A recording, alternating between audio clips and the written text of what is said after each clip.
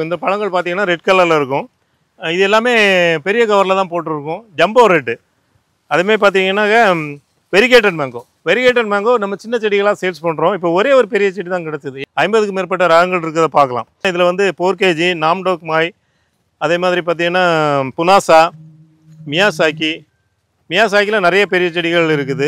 இது எல்லாமே பெரிய செடிகளாக வச்சுருக்க காரணம் என்ன, 4kgனா அது 4kg காய்க்குமா, சும்மானாலும் சொல்கிறாங்களா இல்லை அப்படிங்கிறது எல்லாம் எனக்கும் கூட சந்தேகம் உண்டு. அதனால தான் நான் பெரிய செடியாக வாங்கி வச்சுருக்கேன். இது கண்டிப்பாக இந்த வருஷம் காய்க்கும்.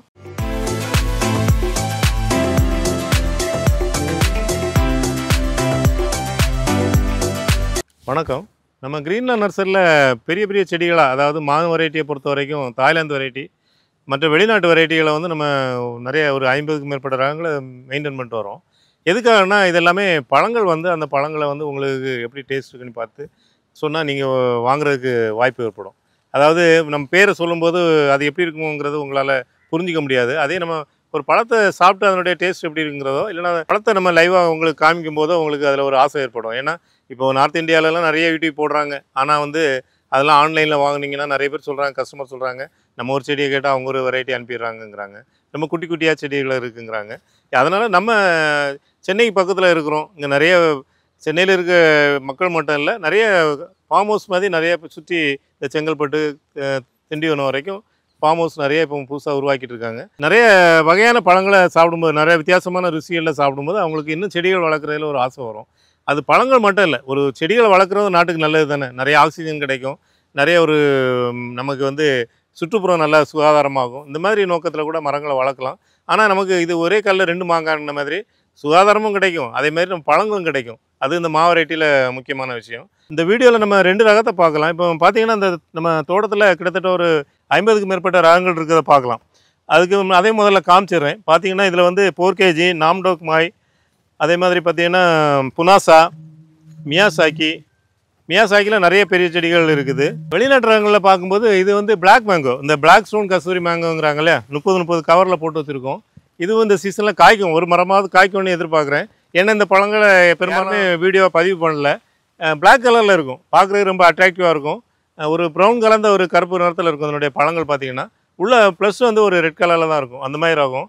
அதுக்கப்புறம் பார்த்தீங்கன்னா தாய் ரெட்டு, இது வந்து ரெட் கலரில் இருக்கும். இந்த பழங்கள் பார்த்தீங்கன்னா ரெட் கலரில் இருக்கும். இது எல்லாமே பெரிய கவரில் தான் போட்டிருக்கும். Jumbo red. அதுமாரி பார்த்தீங்கன்னாக்க வெரிகேட்டட் மேங்கோ. வெரிகேட்டட் மேங்கோ நம்ம சின்ன செடிகளாக சேல்ஸ் பண்ணுறோம். இப்போ ஒரே ஒரு பெரிய செடி தான் கிடச்சிது. ஏன்னா இதனுடைய பழங்கள் எப்படி இருக்குன்னு தெரியாதனால நம்ம வந்து அந்த செடிகளை கூட விற்பனை பண்ண முடியாத நிலைமையில இருக்குது. அதனால தான் இப்போ பெரிய செடியாக வாங்கி வச்சுருக்கேன். இந்த வருஷம் காய்ச்சிச்சுன்னா அப்போ உங்களுக்கு அந்த பழங்கள் எப்படி இருக்குங்கிற அதனுடைய டேஸ்ட் எல்லாம் சொல்லலாம். அதுக்காக தான் வெரிகேட்டட் மேங்கோ ஒரே ஒரு பெரிய செடி கிடச்சி அதை நான் கவரில் போட்டு வச்சுருக்கேன். அதேமாரி டேங் சக்கரபாத். இந்த டேங் சக்கரபாத்தை பார்த்தீங்கன்னா நம்ம நர்சரியில் லாஸ்ட் இயர் காய்ச்சிது. பழங்கள் நல்லா ரெட்டிஷாக இருக்கும், ரொம்ப சூப்பராக இருக்கும். அந்த வெரைட்டியும் கூட ஒரு பெரிய செடி போட்டு வச்சுருக்கிறேன். நம்ம ஏற்கனவே மாடி தோட்டத்தில் இந்த செடிகள் போட்டு வச்சுருக்கோம். அடுத்து நம்ம பார்க்குறது 4kg மேங்கோ. இந்த 4kg மேங்கோ நிறைய பேர் கேள்விப்பட்டிருப்பீங்க. இந்த செடி, இந்த வெரைட்டியை பற்றி நம்ம கொஞ்சம் ப்ரீஃபாக பார்க்கலாம். இது எல்லாமே பெரிய செடிகளாக வச்சுருக்க காரணம் என்ன, 4kgனா அது 4kg காய்க்குமா, சும்மானாலும் சொல்கிறாங்களா இல்லை அப்படிங்கிறது எல்லாம் எனக்கும் கூட சந்தேகம் உண்டு. அதனால தான் நான் பெரிய செடியாக வாங்கி வச்சுருக்கேன். இது கண்டிப்பாக இந்த வருஷம் காய்க்கும். 4kg மேங்கோவை பொறுத்தவரைக்கும் இப்போ ஒரு 10 செடிக்கிட்ட நம்ம பெரிய பெரிய செடிகளாக வாங்கி வச்சுருக்கோம்.